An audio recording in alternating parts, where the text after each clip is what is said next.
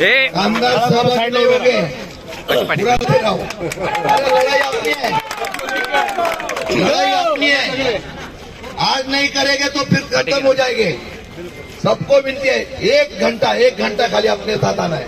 बोलता है सब लोग यहाँ पे मोर्चा में शामिल होना है। सब लोग मोर्चा में शामिल हो जाओ।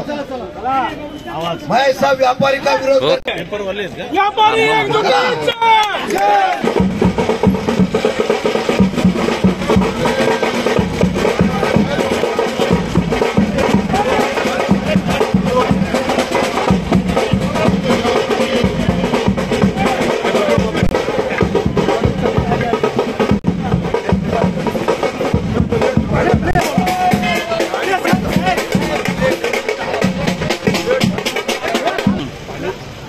बापाची लाईन करून आपण मोर्चा निघायचं। नाही कुणाच्या बापाची लढाई आमच्या हक्काची, नाही कुणाच्या बापाची। माथाडी कामगार व्यापारी एक चुकीचा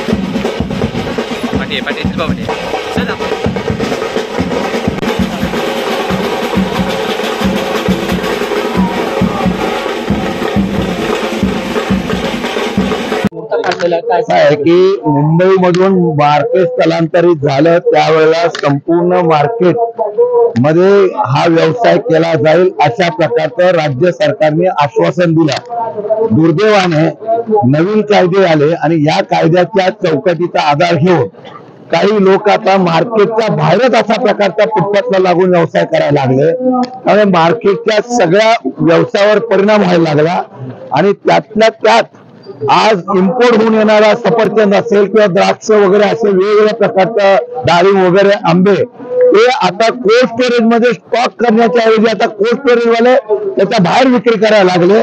मग मार्केटचा अर्थ काय राहिला?